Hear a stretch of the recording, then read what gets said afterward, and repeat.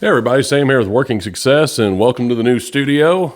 Very excited to be bringing you guys some more content, and it's been a while. Happy to be back. We've been working on some other projects, had to step away for a while, and it gave me a chance to think about how I want to gear videos going forward, and I'm excited about that. And today's video is actually one of those ideas. I want to aim some videos towards the entrepreneurs of the world, the business owners, small business owners who are building up a business where you have employees under you and you might not have had the opportunities to get a whole lot of training in how to lead people. And today's video was actually kind of inspired by a conversation I had with a business owner a while back. And this business owner had a very successful business established, and they were struggling to keep employees, and they weren't able to pay, based on the criteria of the business. They had to have so many people to keep the size of the business running, but they weren't able to pay them super great. And in having the conversation and listening to this person's frustrations, it was a whole lot of, we just can't keep people, we can't compete with, different entry-level jobs like McDonald's or Burger King. We can't compete, with jobs where people can start out and do the training and, everybody wants to stick around. And I listened, I said, okay. And I said, well, what do you think about this? Like, you're in leadership. What advice would you give me? I said, well, since you asked my advice, I'm going to give it, but I don't think you're going to like it. And the woman I was talking to was just like, oh, I'm tough. I can handle this. It is what it is. I want to hear it. I want to make my business more successful. I said, okay. And I said, well, it sounds to me like there's a whole lot of, you are the driver of the business, right? You're letting these people know this is what I expect of you. This is what has to be done every day.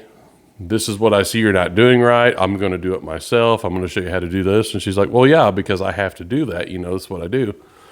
And I kind of looked at her and said, well, do you really have to do that? Or is it just kind of a lack of training? She said, well, no, they're all trained. We have other people that can train them that have been there longer. Okay, but you're struggling to keep these newer people, right, at an entry level. And she said, yes. And I kind of sat there and listened to her, and I just looked at her and I said, how often do you tell them thank you? And she looked at me and she's like, oh, I don't do that. They think the world would end if I did that. And I was just like, okay, but again, you asked me what you thought what advice I could give you to help you out here. And the first thing I ask is, how often do you tell your employees thank you?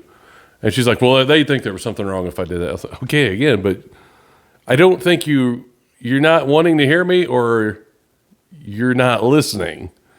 Because I'm giving you the answer on kind of a hint on the answer of how you need to run your business. And that is, if you're having to compete with other businesses at starting wages, at entry-level places, that are, you're coming in, you're having to train, you're not going to get paid a whole lot, but you don't have a whole lot of experience. So I said, then you have to have an atmosphere where people don't want to leave.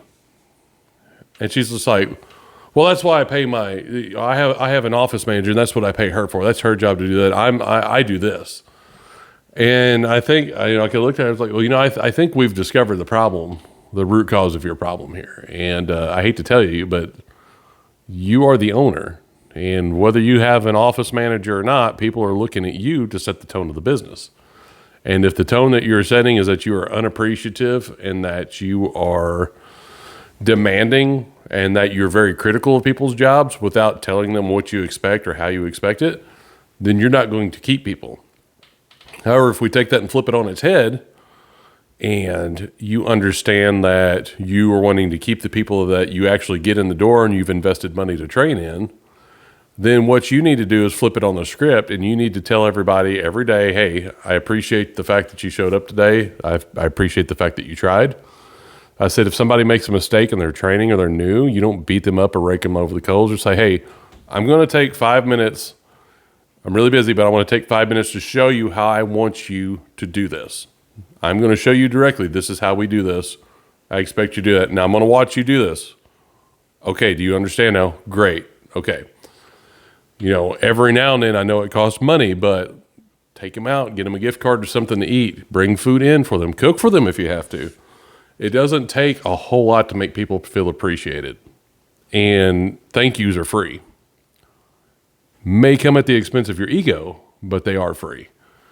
So that's today's bit of advice. Never underestimate the power of a thank you, and never underestimate the power of recognizing somebody for showing up to work and doing their job and trying hard.